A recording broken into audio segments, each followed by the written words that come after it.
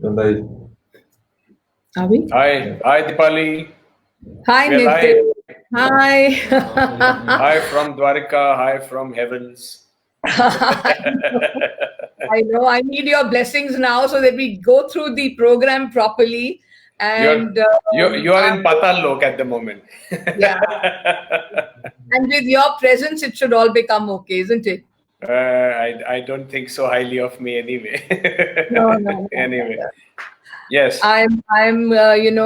We are almost running half an hour behind schedule, yes, and and I must, on behalf of both you and me, apologize to both the fans and friends on both the pages. yes, There's been terrible problems, technical problems, even with my previous webinar. I think people are. I don't know what they are doing. This is probably they think this is the last weekend before everything opens up, and too many people are using the bandwidth. I think that's the problem. But yeah. apology to all of you, whoever is listening on both pages. Yes, Yes, there yes. we go. And I'm going Yeah. to quickly just welcome all of them on the platform of Sharp Conversation, and how excited and delighted I am to have you. And I really do thank you because you readily agreed to come on the session with me. And of course, you don't need any introduction whatsoever. The whole world knows you as the revered Krishna of the Indian television, and having emerged on the television with your epic serial Mahabharat way, I mean, 30 years plus years ago, I think 1988, if I remember correctly. Yes, it started in 1988 and it finished in 1990, May Yeah. 1990. Yeah. Yes, and Yes. metaphorically speaking, when Mahabharat used to come on air, it used to be some sort of a lockdown even then, because people would just be so glued to the television, and there would be nobody in sight on the roads because they were just watching Mahabharat. Wasn't Yes, it like that? it was, and it was not because of Corona scare, Yes, fortunately. that's why I said metaphorically speaking, absolutely. But look Yes. at that. Even in today's times, Doordarshan decided to, have a rerun of it, and I think because of the relevance of what Mahabharat is all about, that they decided to really do it. So. Anyway, to tell the viewers about you and your popularity and your recognition through Mahabharat, I have been a witness to it, and I know for sure that how people admire you, adore you, and even now, even till date, I think वो तुम में अभी भी वो साक्षात रूप देखते हैं श्री भगवान कृष्ण का. I have seen that happening in front of my eyes, and I have to tell I the know. viewers I that know. Nitish's fans still think that he is the Sakshat Roop of Sri Bhagwan Krishna. I can see your sister Rashmi Vaidyalingam also saying hello, Rashmi. Hi. Yes. Yeah. And I'm Shloka, sure I'm missing Shloka in today's conversation. Shloka is in your city, by the way. I We've been know. I trying to know. get them to Delhi, but not being possible. They're okay there, so it's fine. And as long as they're happy, it's fine. I always told you my city is better than your city. Oh, I'm not going to get into that because that's not happening. Delhi is Delhi. Delhi वाल जो है ना, दिल्ली दिल वालों की, Delhi is Delhi. Take care. Yes. So, my Yes. friends and my viewers, everybody knows Nitish as the Revered Krishna, the actor, the writer, director, producer, and above all, what does one talk about him as being a doctor? Yes, he's been a veterinary doctor, a surgeon, and member of the parliament of the Lok Sabha. So he was active in politics. So multi-dimensional, multi-talented, and performs everything that he does brilliantly. So Thank you. Nitin, Thank yes, you. and I can see a hello from Shloka also. Yes. Hi, Shloka. Hi. so Okay. she's there, is it? How nice. Yeah. Okay. Tell Okay. me. So great, Nitish. So, I want to start about wanting to know very briefly about your background and the fact that you were a practicing veterinary doctor and a professional, and then you suddenly decided to switch gears completely, get into acting, theater, then TV and films. How did it really happen? And did your parents support you in it? Or was there any sort of a resistance when you decided to take this plunge? You see, right from my childhood, when I was in school from sixth standard, I was spotted by Smita Patil ji, because I had directed a small 20-minute skit, and she could see a directorial germ in me, and she took me to a children's theater group. In the late 70s, there was a huge movement in Mumbai for children's theater. Okay, and there were theater thespians in Marathi theater who had started. There were two main theater groups and theater movements, and I was a part of that because of Smita ji. And that's where I got trained as a theater director. And direction means everything, right from writing to dialogues to acting to, in fact, acting came the last. It was writing and then makeup and stagecraft and art direction and all these other aspects of theater, and then came acting as the last thing. So it was there, and right from my childhood, I have been doing theater as a director, as an actor, but I was never serious as an actor, to be honest with you. And even when I went to veterinary college, I was directing plays for my college in intermedical competitions, and we used to go, it was there all along. But when I started doing veterinary practice, I was an assistant veterinarian to a very senior equine practitioner. My focus for veterinary, pursuing veterinary medicine, was only horses and tigers. I would have either become, I always saw myself as a doctor treating horses or tigers. Okay, so wildlife or, horses. And I never saw myself treating human beings, because I feel they're a horrible breed anyway. The sooner we die, it's better. Oh my God. I mean, you are seeing what they're doing, to elephants, and you are seeing all these kind of things, what they're doing to animals and birds. Krishna And Bhagwan can't be talking like this. see, Deepali, you're when we are not out there on the streets, see how happy animals and birds are. You know what we are doing to them? Yeah. We are doing injustice to them, So we are so bullying. We are a bullying race, bullish race, We think too highly of ourselves, actually. And then one cyclone comes and everyone is like kind of scared, And we immediately forget. 2 days ago, there was cyclone in Mumbai, okay? And everybody was right from the morning, 8 o'clock, the winds were going strong. And everybody was, on WhatsApp, oh, the cyclone is showing up. And the moment it passes, we forget everything. Correct. Human race needs to know that we are a nobody. We are a nothing. Okay. And eventually it's the Prakriti, the nature, the superpower. I still remember, I'm digressing a bit, but because of this nature thing, I'm saying in early 90s, when I was staying in London, it was George W. Bush's, I think, second term. The George W. Bush's father. It was his second term. And he was in his campaign saying, like this, like with his hand like this, read my lips. We are superpower.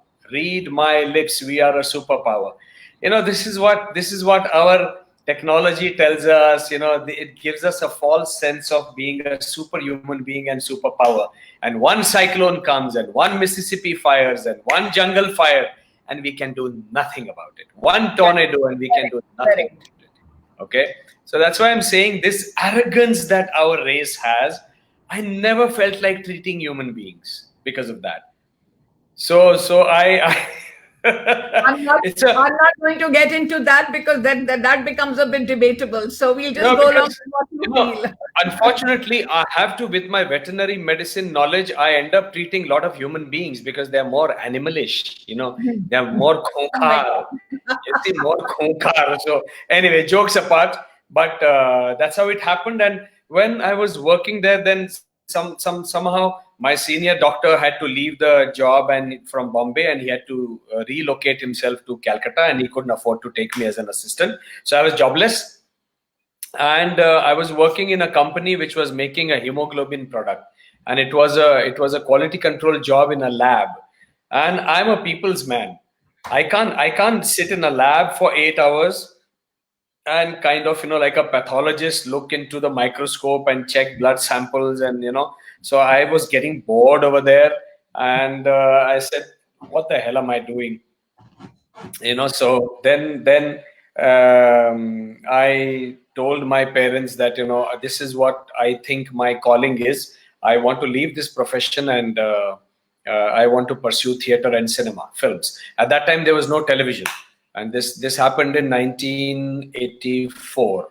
So there was no television in 1984, and this was middle of 1984, because then I joined Bombay Doordarshan, and they just instantly supported me. But the only word of caution was that we know nobody in that industry, and we will not be able to support you, or we will not be able to pave your way, so called.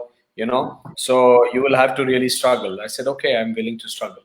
And then I joined Doordarshan, and then I became a newsreader and announcer, and I still remember announcing. I was 24/7 duty when late Mrs. Gandhi was assassinated. I was on duty, even in 1984. Yes, so I had already joined in 1984 Doordarshan, and there was Bhivandi riots, and I.H. Latif was the governor of Maharashtra, and all the governor things used to come, and I because I knew Marathi, Hindi, English, all three languages, so I was on 24/7 duty. So then that's how it happened. Then I struggled, and then films happened, Marathi films, then one Hindi film, and then after 3 feature films, Mahabharat came my way. So when Mahabharat came along and came the coveted role of Krishna, how did things change for you, Nitish? There are some people, I'm sorry, I'm just going to, somebody said you should be speaking in Hindi. Well, viewers, I have requested Nitish to speak to us in English and Hindi, like a Hinglish. It doesn't always necessarily have to be in Hindi. Let's be able to speak a language which is globally understood by one and all. So I'm going to excuse myself and Nitish from following this particular request. It'll be English. We'll speak in Hindi. We'll speak in English. Let everybody understand. So Nitish, what about when Mahabharat came your way and the role came to you? How did it impact your life? What happened? What were the learnings of Mahabharat? We'll come to Gita part, Bhagavad Gita later. But overall, what was your impact of Mahabharat? Impact, the announcement of Nitish Bharadwaj is chosen as Krishna it hit me like a tornado. It hit my family like a tornado, because immediately there were crowds below my building. That time in Mumbai, for those many years, we used to stay in Goregaon, not where I'm staying now. And so, immediately there were crowds and people showing, pointing fingers at my house and whatever. So all those things happened, but there was no time to. Oh, I can see Shankar Vaidilingam also. Shankar, hi Shankar. I'm so happy to see you. And yeah. There's Radhika there. There's Surya there. Yes. All friends. Yes. Lots of friends, and lots of common friends. Yes. So there was no time actually to enjoy that success, because I was right in the middle of work, and a lot of work. I was doing Marathi cinema. I was doing this serial, and serial was always the first priority, because it was shot like a feature film, not like today's soaps are shot. They are shot like multi-camera, so they end up shooting one half an hour episode in one day, or sometimes even more than half an hour. Okay, so that never happened, because Chopras were a film family. They shot like with single camera, like a feature film, and which I love, because we all come from feature film background. This multi-camera setup, quick things and all, it doesn't go down well with me. So 6 days or sometimes 7 days for one episode, and in 7 days one episode would be over. It's a monster. Television is a monster which just gobbles up one episode every week at that time, a weekly episode. So you are chasing the telecast, So the first priority was this, then the Marathi films I was doing, then I started getting Hindi films, and then it was like madness. In the middle of that, you are also modeling, you are shooting for ad films, you are going to Delhi or someplace, Meerut or wherever, to cut ribbons and inaugurating shops and malls. And there were no malls at that time, but inaugurating supermarkets and whatever. So all this was happening. There was no time to enjoy anything. There was no time at all. But you must have got, with Mahabharat, it must have been all consuming. It must have really consumed a lot of your time, and, Yes. Knowing the way they were working on a war footing, and, the kind of scale, the kind of sets and everything. It must have been quite consuming, really. Yes, it was. Indeed. It was. So on so many occasions, I used to, twice it has happened that I did not sleep for 72 hours. Once 48 hours, once 72 hours. First time it was 72, then 48, because I would report for Mahabharat shoot, then from Mahabharat shoot, I would finish and go and shoot for a feature film. Then on my way back, I will go to the audio studio to dub an episode of Mahabharat. I would again come back to shoot on the sets of Mahabharat, because this happened practically, after the 60th episode, because we were really chasing the thing, and that breather we got with Bhagavad Gita, because normally we would take 6 to 7 days to shoot one episode, whereas because Bhagavad Gita, I was the only so-called chirpy bird. Okay, I finished shooting 3 episodes in 1 week. Okay, and 2 more days for special effects of Virat Roop, Vishwaroop Darshan, and that's about it. So that's where we kind of we got a little breather. But otherwise, it was sleepless nights and very, very hard work. A lot of hard work, and I'm sure so much of research. And every time I watch Mahabharat and I look at you, I feel, my God, what kind of effort, learnings, research, the fluency. There was so much that came so beautifully well, organically well, but I'm sure there was a lot of hard work behind that, Nitish. I mean, what sort of a work did you really entail and put in before you went on the floors with Mahabharat? Well, with Mahabharat, basically the research was done, as I've always said, Deepali, the research was already done right from my childhood. I'd read in my house, there was never a Ramayan ki chaupai. I don't know why. Because my mother was an exponent of the Gita. So she was very high on Mahabharat, because Mahabharat is, जो जीवन का दर्पण हम कहते हैं ना, कि जो जीवन में है वो महाभारत में है, महाभारत में जो है वो जीवन में दिखाई देता है. So वो चाहती थी हमेशा कि बच्चे जो मेरे हैं, मेरा छोटा भाई और मैं, हम लोग महाभारत को ज्यादा समझें रामायण से अधिक, क्योंकि रामायण तो एक बहुत ही व्यक्तिगत, it's a very personal thing to be followed. Okay, what you can do. whereas Mahabharat is today story. आज आपके साथ आप घर से बाहर जब कदम रखते हो तो सारे शकुनी दुर्योधन ही मिलते हैं. कोई भरत नहीं मिलता, मुश्किल से भरत मिलता है ना. सीता तो मुझे आज तक नहीं मिली, राधा भी आज तक नहीं मिली. ठीक है. so इसीलिए ऐसा नहीं है, बट चलिए. इसीलिए माता जी ने हमेशा महाभारत पर जोर दिया, और इसीलिए रिसर्च बचपन से होता ही रहा था. उसके बाद में केवल इतना ही बचा था कि रिफ्रेश करना था, क्योंकि सब कुछ यहाँ पे हार्ड डिस्क में था पहले से. सो वो होता था, मतलब किताबें, गाड़ी में किताबें पड़ी रहती थी, लेकिन नींद भी आ रही है, ड्राइवर गाड़ी चला रहा है, नींद आ रही है, उसको पढ़ भी रहे हैं, बट ऐसे काम किया. और Ravi Chopra was such a fabulous man that he used to always tell me कि जब भी तुम बहुत थके हुए होते हो नितिश, तुम स्क्रीन पे बहुत बढ़िया लगते हो. So he would kind of प्रोत्साहन देते थे कि don't worry, you're looking fine. So क्या करें, अब काम करना है तो करना है.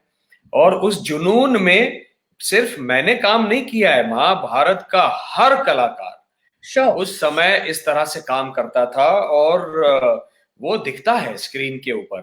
हम लोगों ने पैसे के लिए काम नहीं किया, हम कुछ अलग कर रहे हैं, हम कुछ दुनिया को दे रहे हैं, जबकि ये पता नहीं था कि ये इतना बड़ा लैंडमार्क बनने वाला है। ठीक है। और मैं ये भी बता दूं, आज के ये जितने हमारे लोग बच्चे जो सुन रहे हैं, आज देखिए, तब तो वो बहुत फेमस हो गया सीरियल, ठीक है, चलो ठीक है, हिट हो गया, फेमस हो गया, हमने कहा कि चलो एक लैंडमार्क बन गया, कि वो लैंडमार्क आज 30 वर्षों के बाद भी उतना ही बड़ा लैंडमार्क है। ये अपने आप में एक अलग लैंडमार्क है। बिल्कुल, बिल्कुल, एक सीरियल तब हिट हो रहा है, लेकिन 30 वर्षों के बाद भी वो उतना ही हिट है। ये अपने आप में अलग लैंडमार्क है। ये तो मैंने भी नहीं सोचा था, ये मैंने नहीं सोचा था। नहीं, बिल्कुल। और नितेश, इसमें मैं यहाँ पर जोड़ना चाहूंगी the relevance of Bhagwat Gita, जो आज भी इतनी खूबसूरती से रेलेवेंट है। So speak about that, you know, in context to the relevance of Bhagwat Gita even today, and I'm sure for all times to be, really. देखिए, भगवत गीता किस परिस्थिति में कही गई, जहां पर कुछ अच्छे लोग, भीष्म, द्रोणाचार्य, कृपाचार्य, कुछ बुरे लोग, शकुनी, दुर्योधन, ठीक है, ये सब अधर्म के पक्ष में खड़े हो गए। ठीक है। तो जो अच्छे लोग हैं उनमें भी एक ऐसा था, कौरवों में भी विकर्ण एक अच्छा लड़का था, उनका भाई, ठीक है, वो क्योंकि उसका धर्म था तो उसने कौरवों की ओर से दुर्योधन के लिए लड़ा और बेचारा मर गया, ठीक है। लेकिन एक ऐसा भी भाई था उनका जो दासी पुत्र था, दासी से उत्पन्न हुआ था धृतराष्ट्र का पुत्र, उसका नाम था युयुत्सु। तो जब युधिष्ठिर ने कह दिया कि अभी भी कोई है जो दल बदलना चाहता है, जिसको लगता है कि मैं गलत जगह पे खड़ा हूं, तो कौरवों के पक्ष में कोई है जो यहां आना चाहता है, पांडवों के पक्ष में कोई है वो जो वहां जाना चाहता है, तो जाए, अभी भी जाए। तो युयुत्सु ने कौरवों को छोड़कर वो पांडवों के पक्ष में लड़ा, है ना। तो परिस्थिति ऐसी अधर्म की बन गई थी, ठीक है। तो ऐसी परिस्थितियां आज भी हैं, क्योंकि हमको भीष्म जैसे अच्छे लोग आज भी दिखाई देते हैं जो चुप हैं, जिनके पास पावर है लेकिन वो उस पावर का अधर्म को खत्म करने के लिए सही इस्तेमाल नहीं कर रहे हैं। विदुर जैसे अच्छे लोग हैं जो बोलते हैं, जिनके पास पावर नहीं है, उनके पास नीति की पावर है। वो नीति अपने ज्ञान से लोगों को कह सकते हैं कि यह गलत है, लेकिन सुनने लोग जो सत्ता में बैठे हुए हैं वो ऐसे विदुरों को सुनना नहीं चाहते, उनकी आवाज को दबा देते हैं, ठीक है। तो वो दुर्बल हो चुके हैं। द्रोणाचार्य जैसे लोग हैं जो के कहते हैं कि मैंने इनका नमक खाया है, हाँ, तो मुझे इनके पक्ष में लड़ना चाहिए। तो वो अपने उपकारों के बोझ के तले दबे हुए हैं, तो वो अधर्म के पक्ष में लड़ रहे हैं। दुर्योधन जैसा एक व्यक्ति है जिसकी सेंस ऑफ एंटाइटलमेंट हाइटेंड है। What is Duryodhan? Duryodhan is nothing but a heightened sense of entitlement. छोटा सा उदाहरण आपको देता हूं, जो एक महिला के साथ आज भी छेड़खानी करता है, जो पुरुष या जो लड़का, उसको लगता है ये जो जा रही है ना, इसके ऊपर मेरा अधिकार है, Correct. मैं उसको जो चाहे कर लूं। This is heightened and wrong sense of entitlement. I am entitled to do something to her. Absolutely, absolutely. Nobody, you are not entitled to do that. Sorry. Correct, correct. ये तुम्हारा अधिकार नहीं है ना।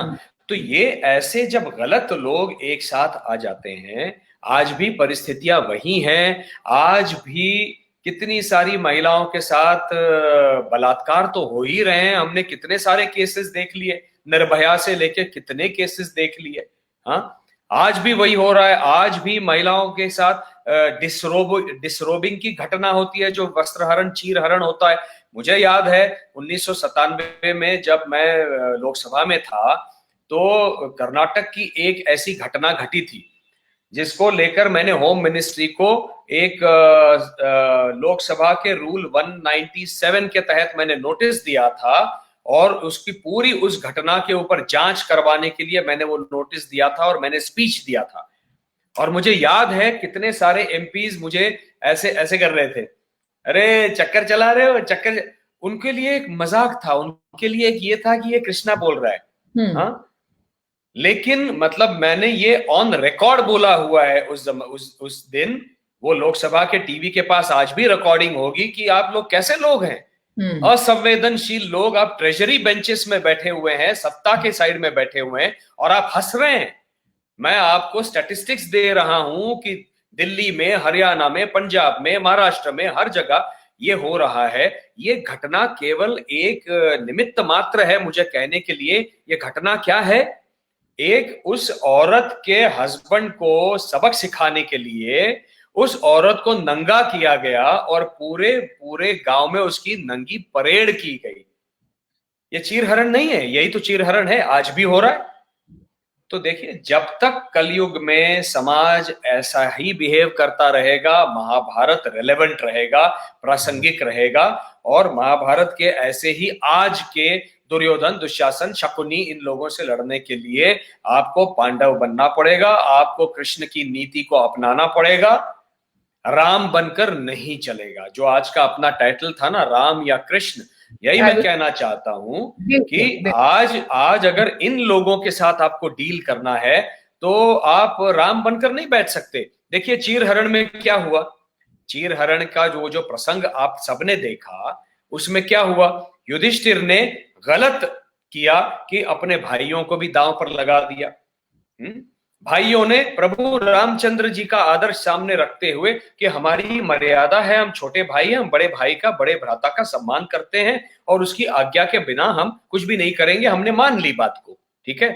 तो प्रभु रामचंद्र बनकर बैठे, उसका परिणाम क्या हुआ, द्रौपदी का चीरहरण हुआ और सारे पांडवों को वनवास और अज्ञातवास में जाना पड़ा। आज भी ऐसे लोगों के साथ, दुर्योधन, दुशासन और शकुनियों के साथ आप प्रभु रामचंद्र बनकर डील करेंगे तो आपको ये लोग वनवास भेज देंगे। आपको कृष्ण बन के ही डील करना पड़ेगा, तभी इस अधर्म का खात्मा होगा।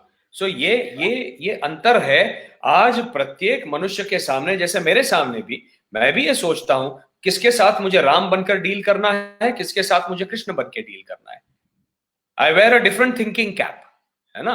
Sometimes I wear a Ramchandra की thinking cap, sometimes I wear a Krishna की thinking cap. I can't see you, Dipali. I can't see you, I can't hear you.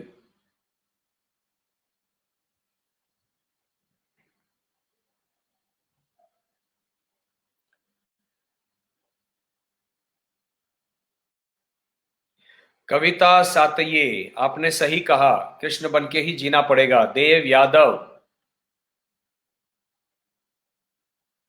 हमारे देश की जरूरत है, दुर्योधन है और समाज का बेड़ा गर्क हो जा रहा है। बिल्कुल सही है देव यादव, इसलिए सबके साथ एक जैसा डील नहीं करना है।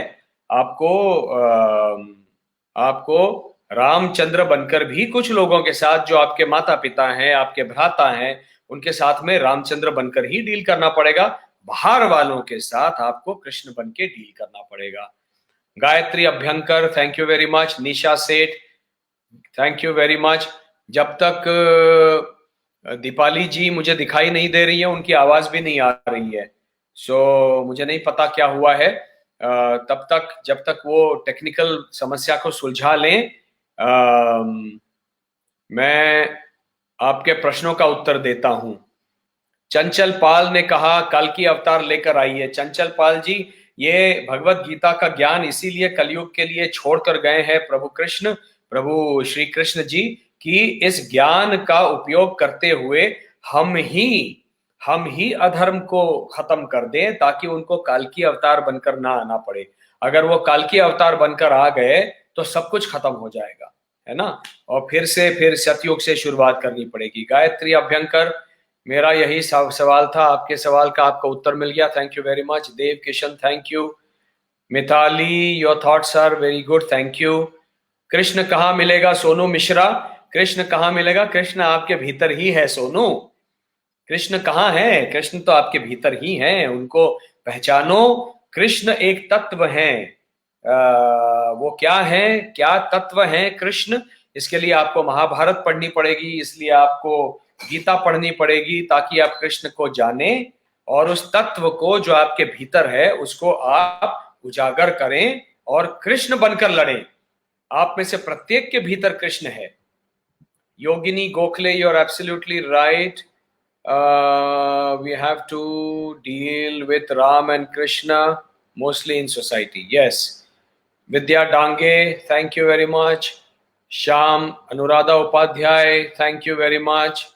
Shloka Vaidylingam, what is your favorite storyline within Mahabharata, not Krishna? Shloka Vaidylingam is asking, what is my favorite storyline within Mahabharata? Is Yaksha Prashna. जो वनवास के दिनों में जब पानी लेने भेजा था एक एक भाई को, और यक्ष ने उन सबको मूर्छित कर दिया, और जब युधिष्ठिर आए और युधिष्ठिर से यक्ष ने कहा कि मैं सबको जीवन दान दे दूंगा यदि आप मेरे प्रश्नों का सही उत्तर देंगे। तो युधिष्ठिर को जो प्रश्न पूछे गए थे वो और उनका उत्तर, वो भी एक तरह से युधिष्ठिर ने बताया गया जीवन का सार है। जीवन में क्या चीजें महत्वपूर्ण होनी चाहिए। मैं चाहता हूं आप में से सारे महाभारत को खोलें और यक्ष प्रश्न का अध्याय पढ़ें, तो आपको पता चलेगा कि जीवन क्या है। कहाँ गया? एक अच्छा प्रश्न दिख रहा था।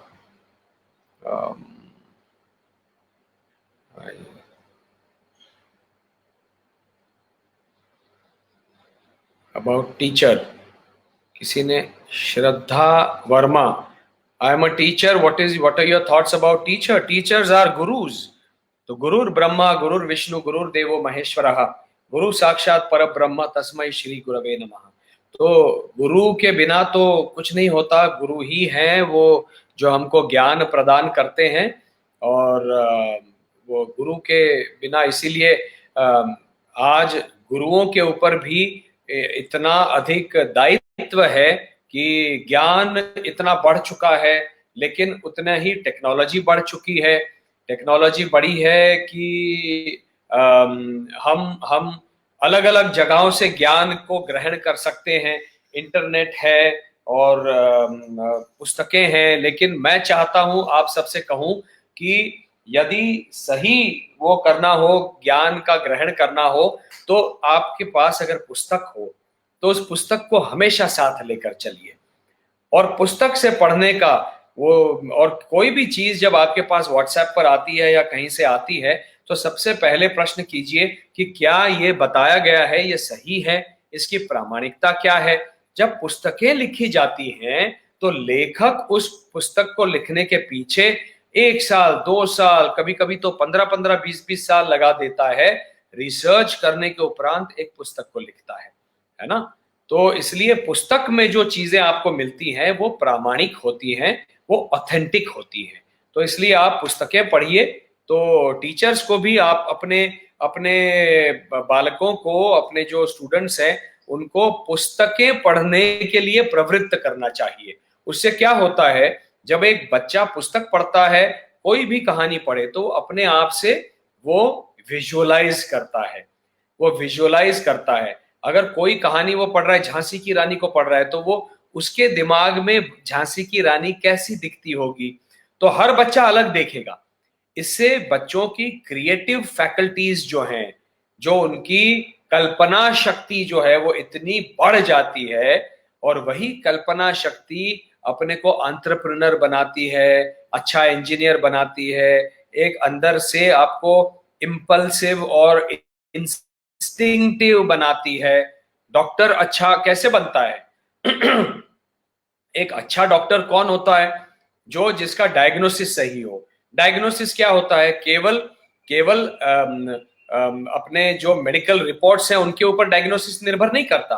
डॉक्टर क्या करता है? रिपोर्ट्स देखता है और प्रोसेस ऑफ एलिमिनेशन से, अच्छा ये मलेरिया नहीं है, अच्छा ये फाइलेरिया नहीं है, ये नहीं है, फिर जाकर उसको, उसने जो ज्ञान पाया है उससे इंस्टिंक्ट से, अंदर से जो उसको लगता है, उस इंस्टिंक्ट से वो कहता है ये शायद डिजीज ये हो सकता है ना। तो ये कल्पना शक्ति का आविष्कार है। तो बच्चों की कल्पना शक्ति को हमेशा देना चाहिए, बढ़ने देना चाहिए, जो केवल पुस्तकें पढ़ने से होगा, रेडीमेड सीरियल्स फिल्म्स देखने से नहीं होता। ठीक है, सीरियल्स अच्छी बनी है, फिल्म्स अच्छी बनी है, लेकिन बहुत सारी पुस्तकों में ज्ञान का भंडार है। तो टीचर्स, आपके ऊपर ये एक दायित्व है, बच्चों को पढ़ने के लिए प्रवृत्त कीजिए। मेरे गुरु तो कन्हैया ही हैं, वो तो है ही परम योगेश्वर। रूही जावरा आरजे चला गया, क्या था। संजय मिश्रा, मार्गदर्शन हेतु साधुवाद, थैंक यू। Thank you. देखिए आस्था चंद्रा कह रही है, nice thought of increasing creativity of kids through books. Yes, creativity books में से ही आती है, रेडीमेड कुछ आप देंगे तो उससे नहीं आती है। ओके, शाश्वत Goswami, Krishna was the most modern, अरे चला गया, कहाँ है शाश्वत गोस्वामी। आप इतना लंबा चौड़ा ना लिखें, कोई भी वो पढ़ते पढ़ते ही निकल जाता है। छोटा छोटा एक एक लाइन में आप सवाल कीजिए।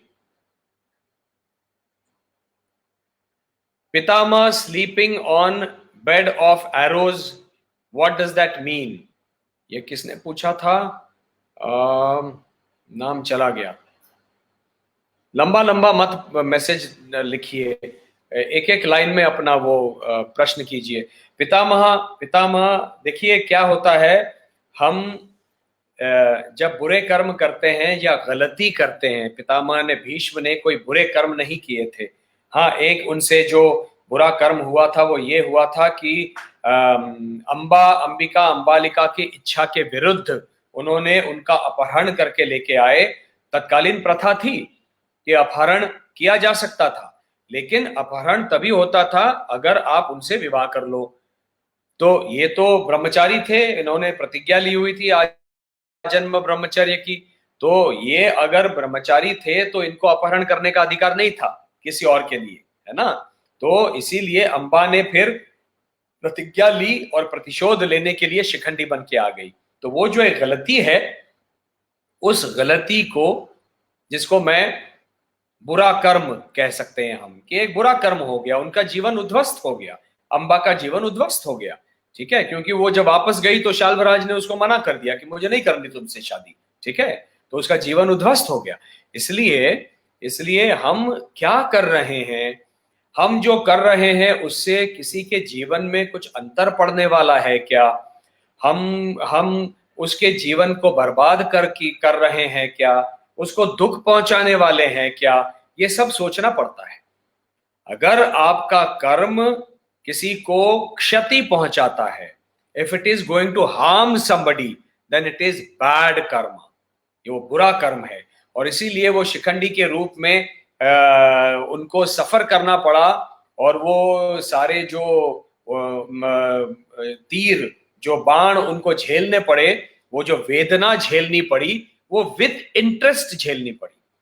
देखिए, ये मैं कहता हूं हमेशा, कर्म will always come back and do justice. मेरे साथ अगर किसी ने बुरा किया है तो मैं उस न्याय को, ठीक है, अपने कोर्ट कचहरी है, एक भूतल के ऊपर कलयुग में एक न्याय की प्रक्रिया है, उसको तो हमको पूरा करना ही है। उसके बावजूद भी अगर न्याय नहीं मिला है तो मैं उसको भगवान पे छोड़ता हूं, कर्म के ऊपर छोड़ता हूं। क्योंकि कर्म एक ऐसा भगवान है, वो हरेक के दरवाजे पर दस्तक देगा और आपको विद इंटरेस्ट पनिशमेंट देगा। तो ये जो बेड ऑफ एरोज पे जो सोना पड़ा ना, जो इतनी वेदनाएं हुई होंगी, इतनी वेदना, 1000, 50, 100 तीर जो उनको झेलने पड़े, इतनी वेदना हुई। और सबसे बड़ी वेदना, उनका अपना प्रिय अर्जुन उनको तीर मार रहा है। ये जो वेदना थी वो विद इंटरेस्ट उनको सहन करना पड़ा। ये कर्म का सिद्धांत दिखाता है। मेरे लिए ये कर्म का सिद्धांत है, ऐसा मैं मानता हूं। और यही मैं आपको कहना चाहूंगा। इसलिए अच्छे से सोचिए, कभी भी शॉर्टकट अगर हम करना चाहेंगे कि मुझे ये जल्दी हासिल करना है, ठीक है, उसको क्षति पहुंचती है, पहुंचे, वो अपना देख लेगा। मैं तो ऊपर चढ़ रहा हूं ना कॉर्पोरेट लैडर में, मुझे तो जल्दी से फायदा हो रहा है ना। वो फायदा लॉन्ग रन में कभी लाभ नहीं होता। Karma will come back and make you पे back with interest. Remember that. This is what Pitama Bhishma's bed of arrows will tell you. Technicians are also listening to the whole conversation. I request once more all the technicians sitting wherever in Bombay, Delhi, US, if there are any bandwidth problems, please solve it. काफी समय हो चुका है और अभी भी दीपाली नहीं है, तो वो जो उनके सवाल होंगे, प्रश्न होंगे, उनको मैं उत्तर नहीं दे पा रहा हूं।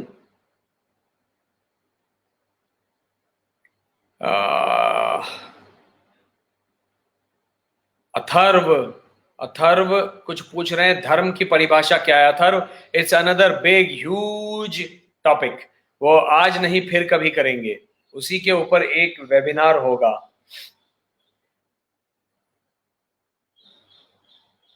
how to deal with negative people in life, wear a Krishna thinking cap. अगर आपको अपने जीवन में नेगेटिव लोग मिलते हैं तो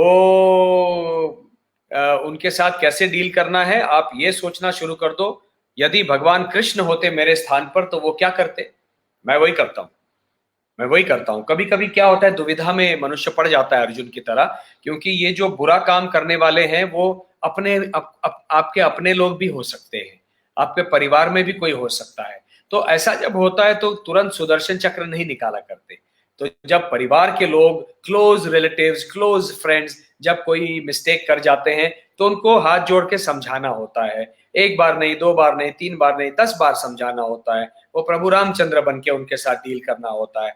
लेकिन अगर आपको लगा कि वो समझ ही नहीं रहे हैं या समझ के भी ना समझ बन रहे हैं ताकि आपको क्षति पहुंचे, आप बार बार कह रहे हैं कि मुझे इससे हानि पहुंच रही है, मुझे दुख हो रहा है, मुझे रोना आ रहा है, मुझे डिप्रेशन हो रहा है, मुझे ये अच्छा नहीं लग रहा है, ये संबंध इसलिए नहीं था, ये आप मेरे रिलेटिव हो तो आप ऐसा नहीं कर सकते, आप कृपया मेरी वेदना को समझिए। लेकिन अगर सामने वाला नहीं समझ रहा है, जिस दिन आपको लगेगा कि मैंने अपने सारे प्रयास कर लिए हैं, रामचंद्र की कैप को उतार कर नीचे रख दीजिए और भगवान कृष्ण की कैप को पहन लीजिए और सोचना शुरू कर दीजिए, मेरी स्थिति में आज प्रभु श्री कृष्ण भगवान क्या करते हैं,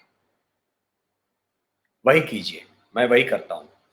और फिर यदि उस संबंध को मिटाना होगा, मिटा दीजिए। यदि उस संबंध को अपने जीवन से दूर निकालना होगा, निकाल दीजिए।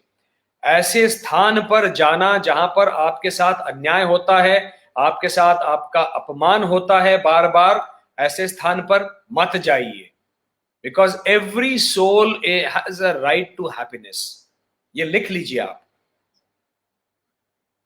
केवल दुर्योधन को जीवन का भोग करने का अधिकार नहीं है, सारे पांडवों का भी वो अधिकार है ना।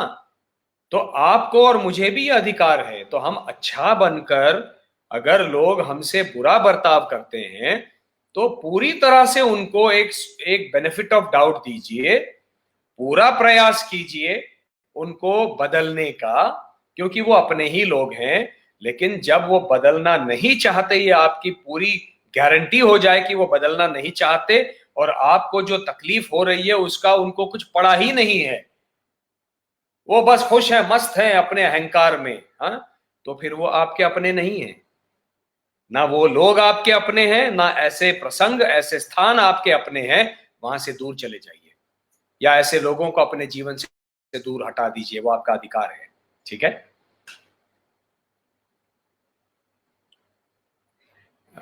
किसी ने राधा के विषय में पूछा था लेकिन वो प्रश्न चला गया ऊपर। पता नहीं, चला गया वो। मैनी लोग अधिकतर धृतराष्ट्र कौन है? धृतराष्ट्र हर वो व्यक्ति है, धृतराष्ट्र का जो अंधापन है वो धृतराष्ट्र का अंधापन इन फिजिकल आंखों का अंधापन नहीं है वहां पर लिखा हुआ है, लेकिन वो एक मेटाफर है, एक संकेत है। वो क्या संकेत है? आपके दो चक्षु होते हैं, एक बहिर चक्षु जो आप मेरे देख रहे हैं, जिससे हम बाहर क्या है वो देख रहे हैं, अंधेरा हो रहा है, शाम का समय है, संध्या काल का, हाँ, पशु पक्षी अपने घोंसले में जा रहे हैं, प्राणी अपने घर जा रहे हैं, एक बहुत सुंदर आकाश में आभा है, ये हम देख रहे हैं, वो इन चक्षुओं से, बहिर चक्षुओं से देख रहे हैं। लेकिन जब हम इन आंखों को बंद कर देते हैं और किसी परिस्थिति के विषय में, किसी विषय में सोचते हैं, तो वो अंतर चक्षु कहलाता है। तो अंतर चक्षु से भी जो दिखाई दे रहा है, उसको सब कुछ दिखाई दे रहा है कि ये गलत हो रहा है जीवन में किसी के साथ, फिर भी पुत्र मोह में वो उस व्यक्ति को रोकता नहीं है। या केवल पुत्र का मोह नहीं होता, माता पिता का मोह होता है, अपनी भगिनी का मोह हो सकता है, भ्राता का मोह हो सकता है, पत्नी का मोह हो सकता है।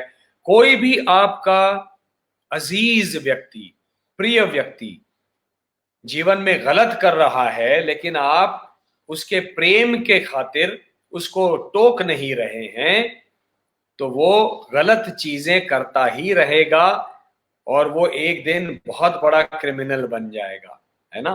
तो इसको कहते हैं पुत्र मोह। केवल पुत्र का मोह नहीं है, ये मोह, धृतराष्ट्र प्रतीक है मोह का।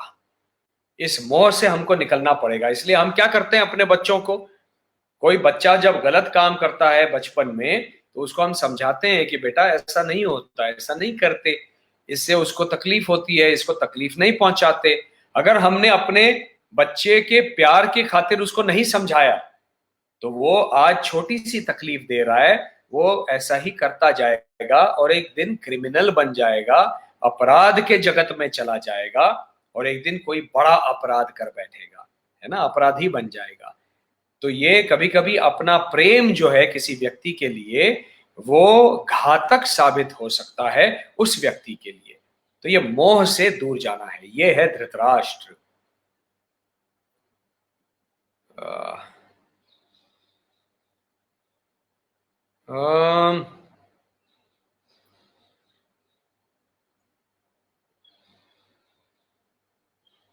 प्रश्न प्रश्न प्रश्न ढूंढ रहा हूं मैं।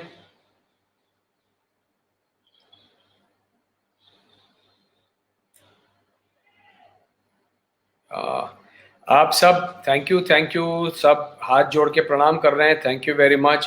Please answer my question. दिखाई नहीं दे रहा है रितु मित्तल आपका प्रश्न। महाभारत के टाइम से ये पूर्ण सत्य वचन कहें, देवी लक्ष्मी अवतार कौन है? रुक्मिणी जी को देवी लक्ष्मी का अवतार माना है।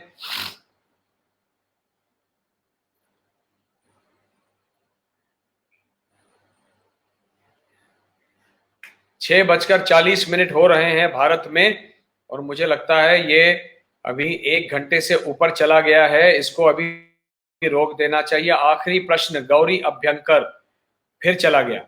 गौरी अभ्यंकर का प्रश्न रुकता क्यों नहीं है यहाँ पर?